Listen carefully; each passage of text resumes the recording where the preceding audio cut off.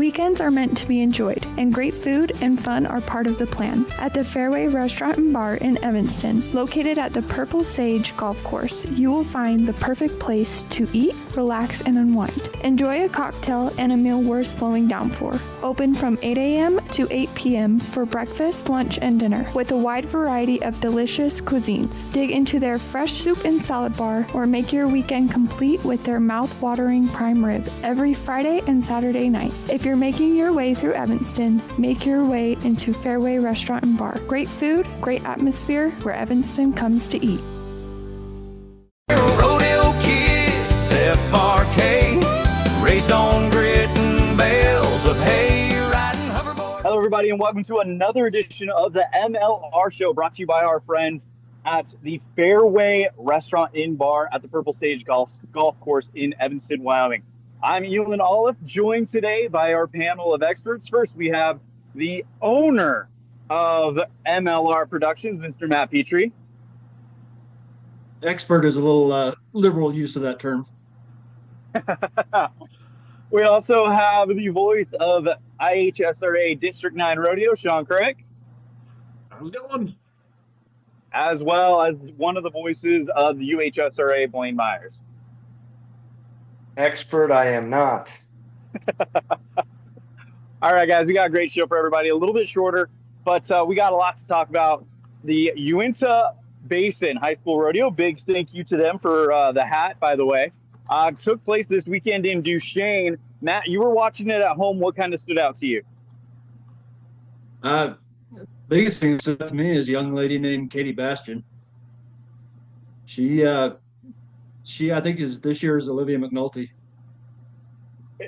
It very well could be. I mean, she's on a roll. She starts off winning on Friday night in Oakley. She basically did what Olivia did to get the nickname Queen Friday by doing that. So I wonder if, out of respect, do we need to name her Queen Friday the second there, Matt? Queen Friday 2026. Yeah. No, the other kid that really stood out was Hunter Hamilton again.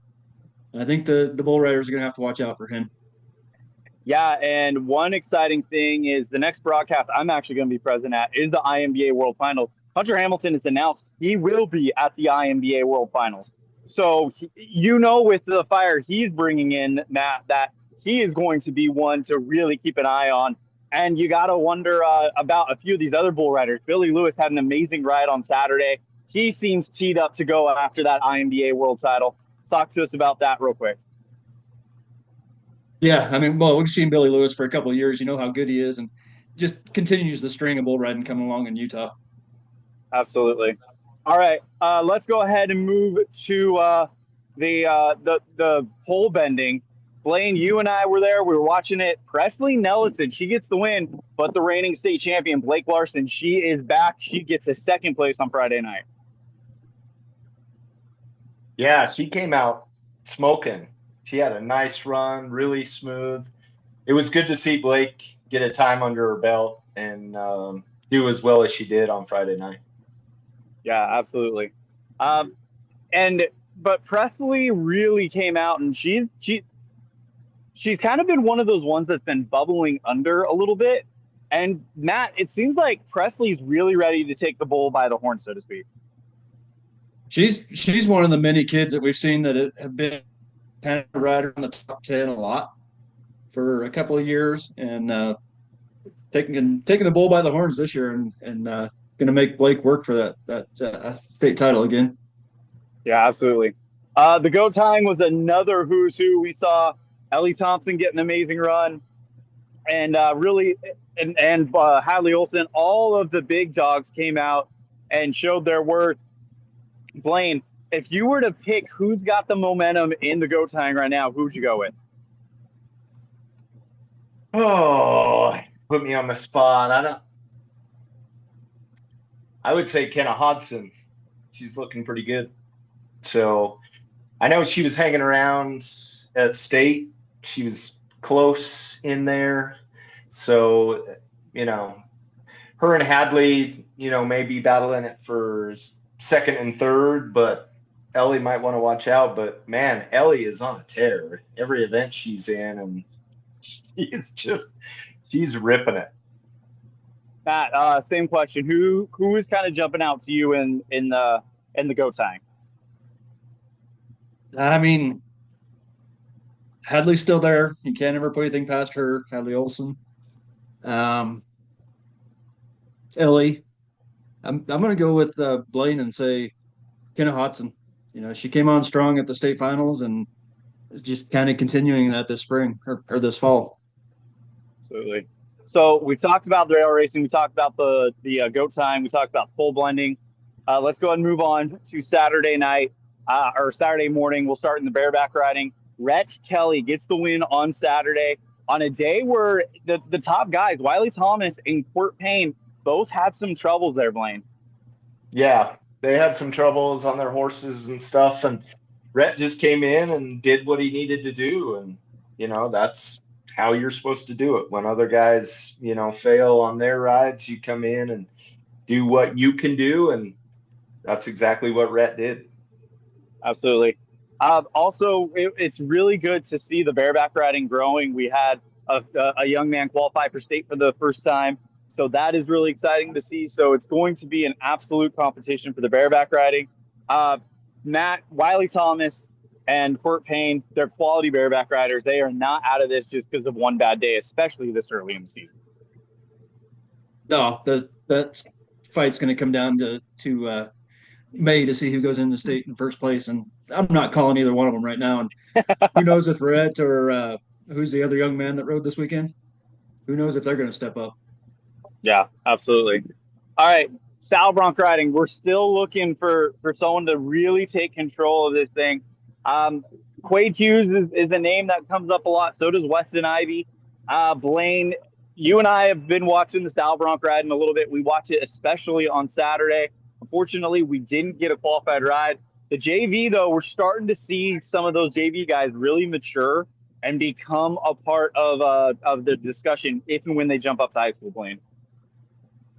Yeah, I was really impressed with Weston's ride. He didn't have the greatest horse, but he at least tried to get in the spur motion with that horse. Kind of ran off and then bucked a little bit and then ran off. But at least Weston was trying to get timing with him.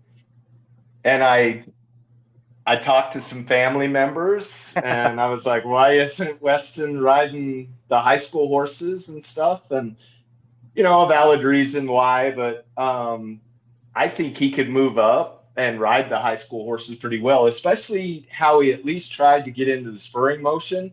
With a better horse, that's just going to help him in the long run. But we'll have to see. We'll see if he moves up maybe, in the spring or something. Absolutely. All right, let's go ahead and move on to the steer wrestling. Sean, we're bringing you into this one. Oak Smith. Everybody was talking about Alex Marshall moving from District 9 into the UHSRA. But I'm here to tell you, Oak Smith is Mr. Consistency right now, Sean. Oh, 100%. I've been paying attention. I watch.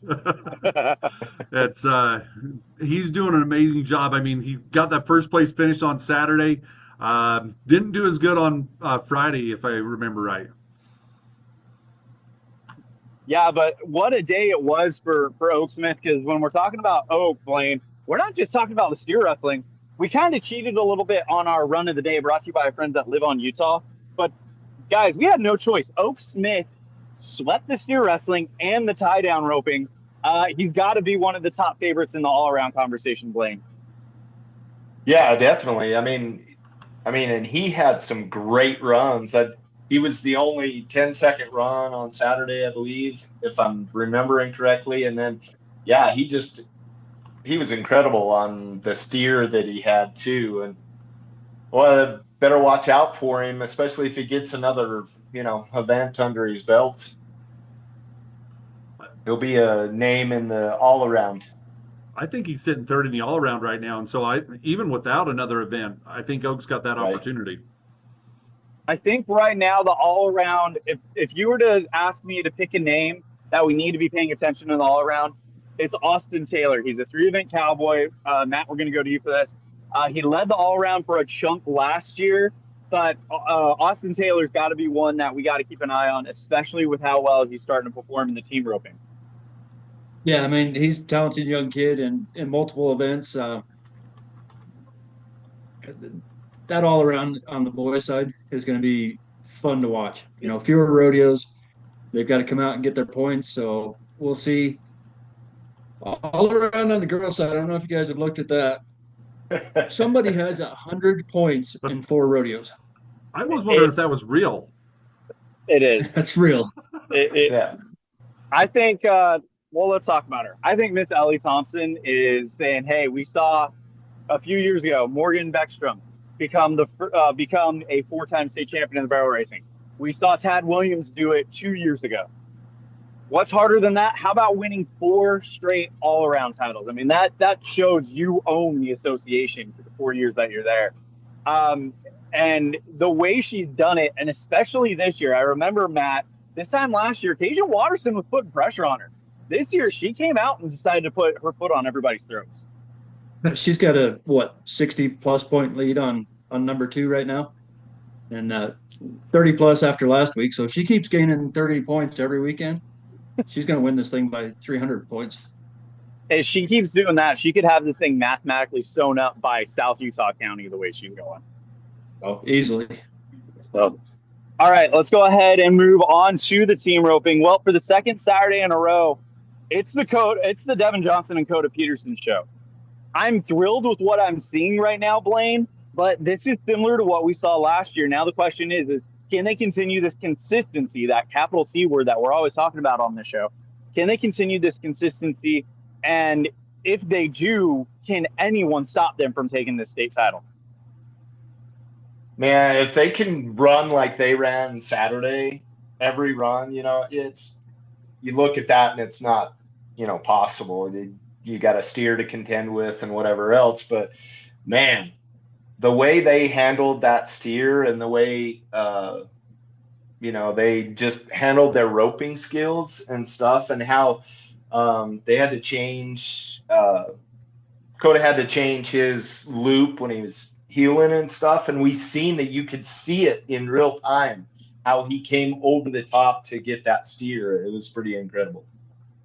Guys, I would venture to guess that probably 70% of the heelers that are out there don't make the catch that Coda Peterson made on the heel side. Matt, you saw it live. I mean, it was a thing of beauty.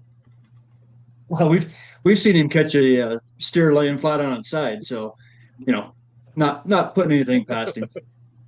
And he's another guy that you really got to pay attention to in the all around. He's doing well in the tie down roping to keep points. He's doing, and of course the team roping is starting to become a consistent high point getter for him. So Coda Peterson, got to keep an eye on him in the all around. And I guess that kind of leads us into the big conversation about the bull riding. We alluded to it earlier.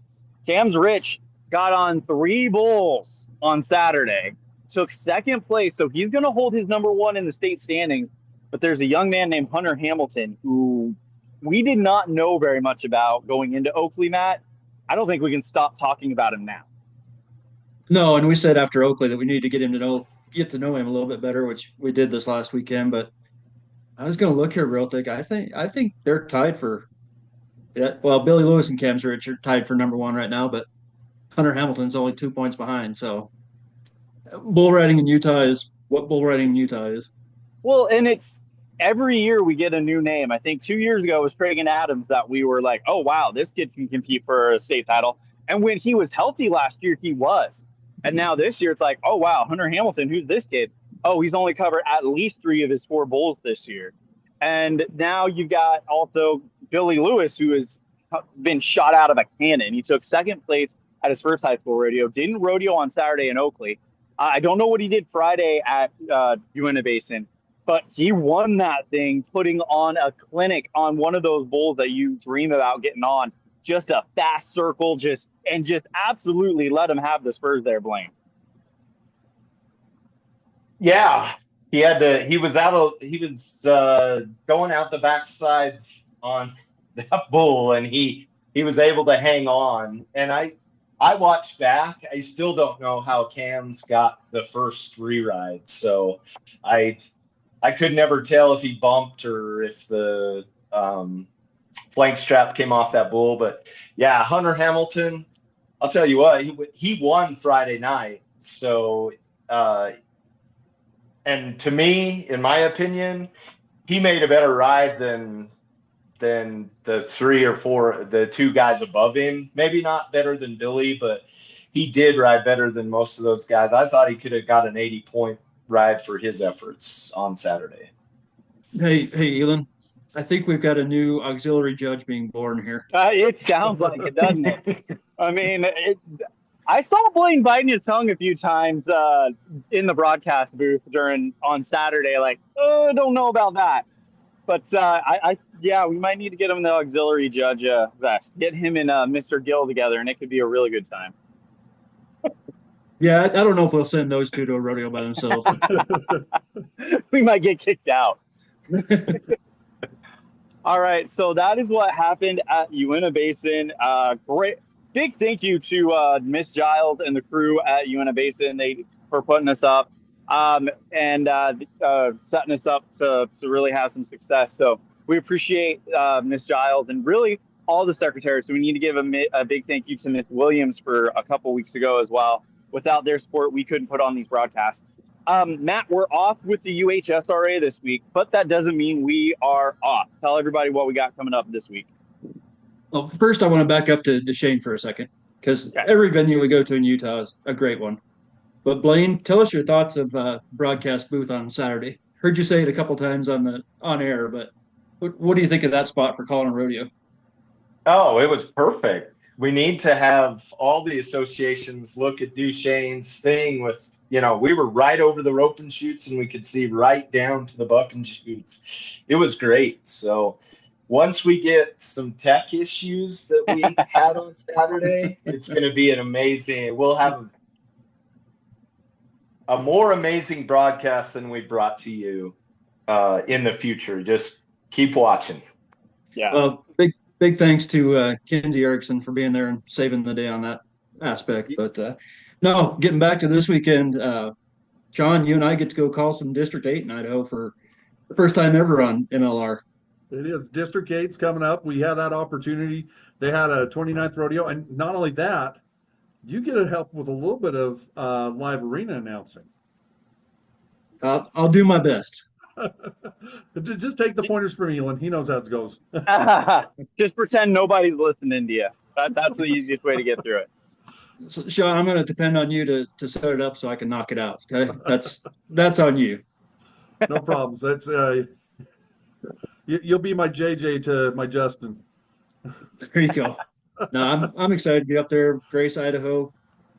Beautiful spot in the world, and we get to see some new kids outside of the state finals in Idaho. It's going to be a lot of fun. Well, there's some major things there too. It's we've got a couple of kids from District 9 that have moved over to District 8 that you're going to be seeing. That you're used to seeing. The number 7 cowboy in the nation, Bronson Smith, has moved over to District 8. And so your high school saddle bronc rider, number 7, is going to be District 8 cowboy this year. That's going to be fun. We're going to see there's quite a few Wyoming kids that sneak over into District 8 too. So some of the kids that we know from where we live are going to be there as well. Yep, absolutely.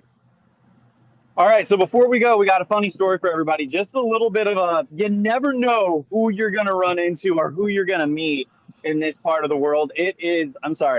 Utah, Idaho, Wyoming. It is Rodeo Central right now. And Sean, you want to tell everybody what happened over the weekend for you? Well, my whole family decided to go to breakfast Sunday morning. And it was actually my wife's idea. So we're going to give my wife her credit here. And we were sitting in a little place called Tattle's Bar and Grill up in Preston. And we see this beautiful Bloomer trailer come pulling in. And next thing we know, 2 gentlemen come walking in, get seated at the table right next to us, and Shad Money Mayfield right next to us at the table. Everybody at the table's like, you know who that is? You know who that is? I'm like, I know who that is. They're like, well, don't talk to him until after he's done eating. I'm like, no, I'm shaking his hand now.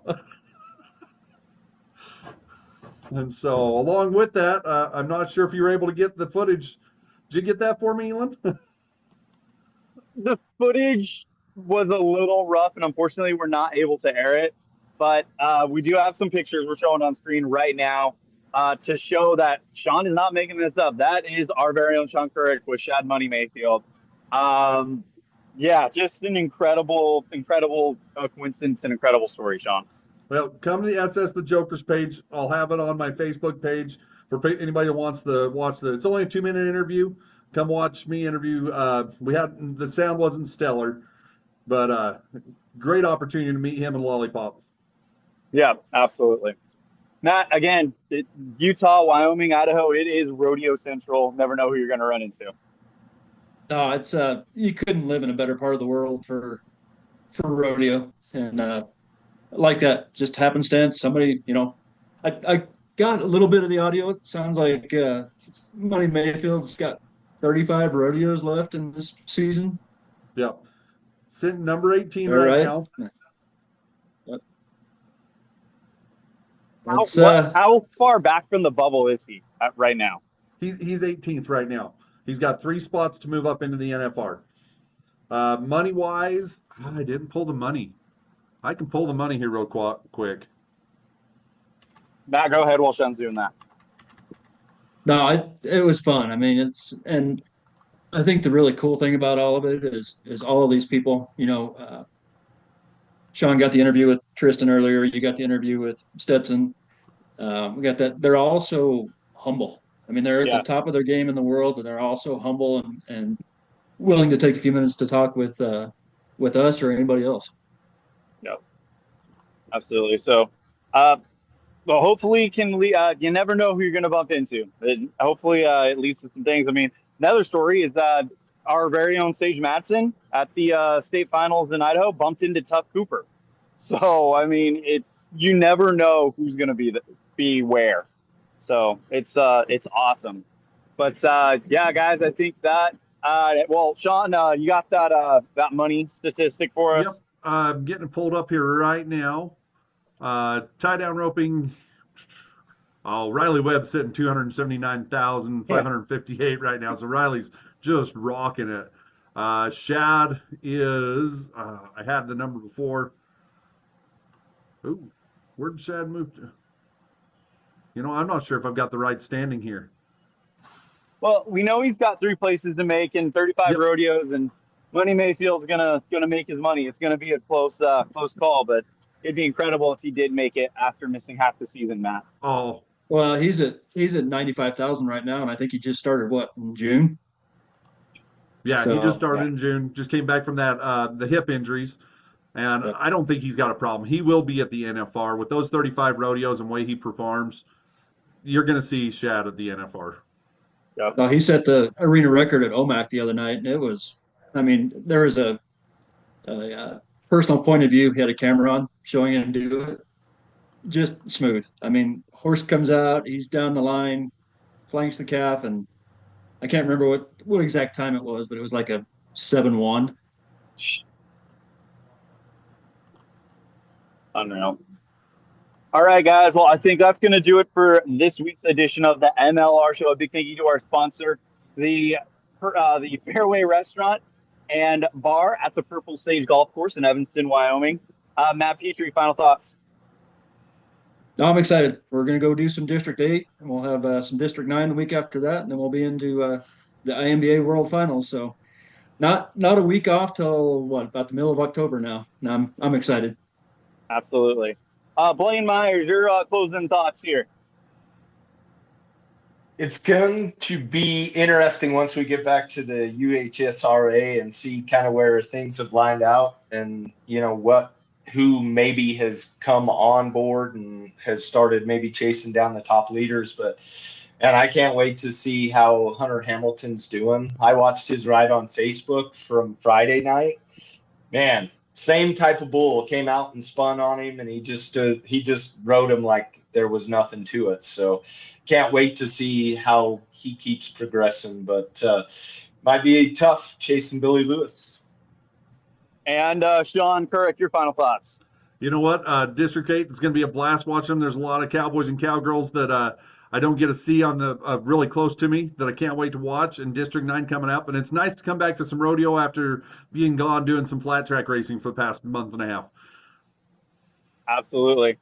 All right, guys, that's going to do it for this week's edition of the MLR Show. Again, a big thank you to our sponsor, the Fairway Restaurant and Bar at the Purple Sage Golf Course in Evanston, Wyoming. For Sean Kurek, Blaine Myers, and, of course, the owner of MLR Productions, Matt Petrie, I'm Elon Olive saying we'll see you later on down the road. Rodeo kids, FRK, raised on grit and bales of hay, riding hoverboards past the food stand line. Weekends are meant to be enjoyed, and great food and fun are part of the plan. At the Fairway Restaurant and Bar in Evanston, located at the Purple Sage Golf Course, you will find the perfect place to eat, relax, and unwind. Enjoy a cocktail and a meal worth slowing down for. Open from 8 a.m. to 8 p.m. for breakfast, lunch, and dinner, with a wide variety of delicious cuisines. Dig into their fresh soup and salad bar, or make your weekend complete with their mouth-watering prime rib every Friday and Saturday night. If you're making your way through Evanston, make your way into Fairway Restaurant and Bar. Great food, great atmosphere, where Evanston comes to eat.